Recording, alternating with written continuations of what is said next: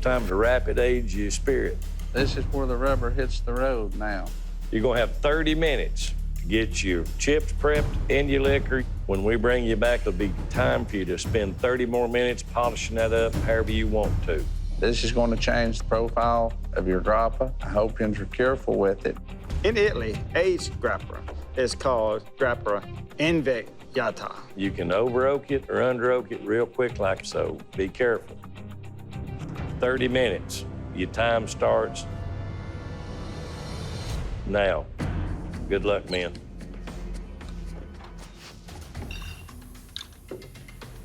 I think they talked, because both of them's got 3 jars.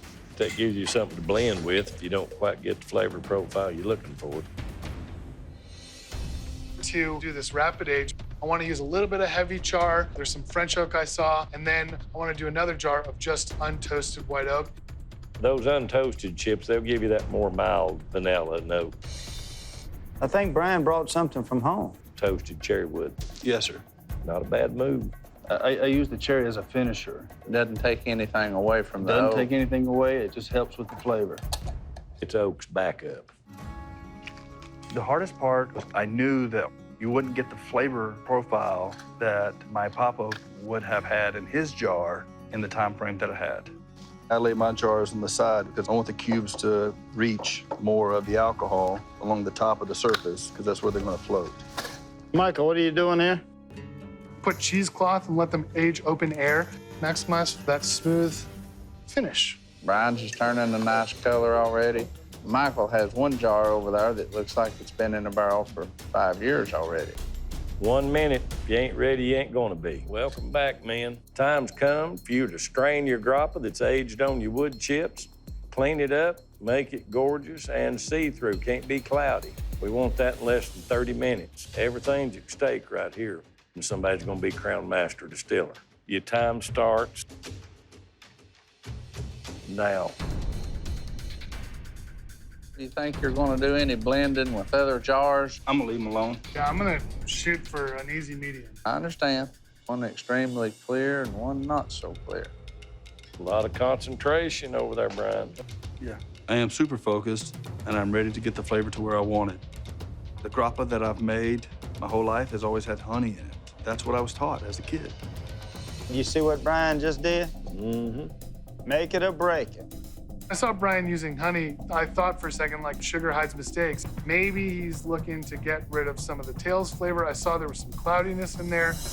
I like tasting what the wood does first. Mm-hmm. And then if you need some honey, throw it in there. I'd like to be the judge of that. I mean, it may have the best flavor. I don't know. But he destroyed his clarity. I mean, that looks like apple cider now. Feel like that's a pretty good move? Yeah. I thought you would. Got 10 minutes, gentlemen. I ended up using almost half of the jar of the untoasted white oak. I left a nice, clean, little bit of vanilla, a little bit of caramel flavor. I ain't never saw such a concentration. Michael took to heart when I said, don't want no cloudy liquor. Yeah, it's not bad, right? It made me nervous when I heard Digger talk about the cloudiness. Michael's jar, clear, it looked beautiful. My jar was a little cloudy. 3 minutes left in your time, gentlemen. Looks like Brian's all done. Bring it in, boss. Kept my blinders on, kept my eye on the prize. I will not let this legacy die. That's where you feel like you need to be, biggin'? Yes, sir. All right. We'll come get you when we reach our decision. Yes, sir. Good luck. Thank you, guys. 2 minutes, Michael. I made pure, delicious grappa to show them my best work. I had a lot of confidence. All right, guys. All right, big boy. We're gonna do a little tasting. We'll come get you when we reach our verdict. Thank you, guys. Good luck. Good luck, Cheers. Michael. Let's get with it.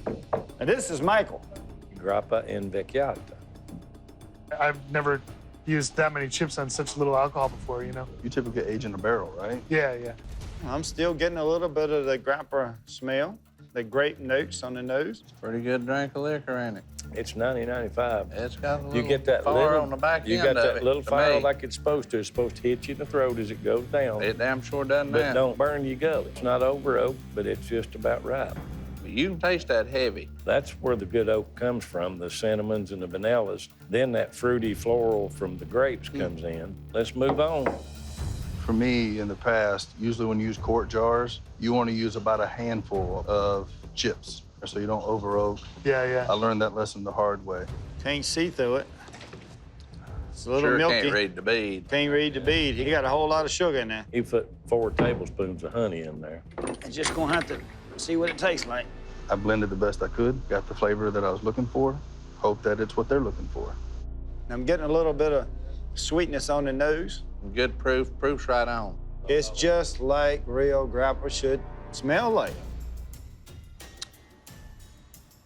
And I'm getting a combination of whiskey and honey on the palate. That's really nice. I was kind of closed-minded to that honey going in there. But the honey is not overpowering, it's just complimentary to the liquor.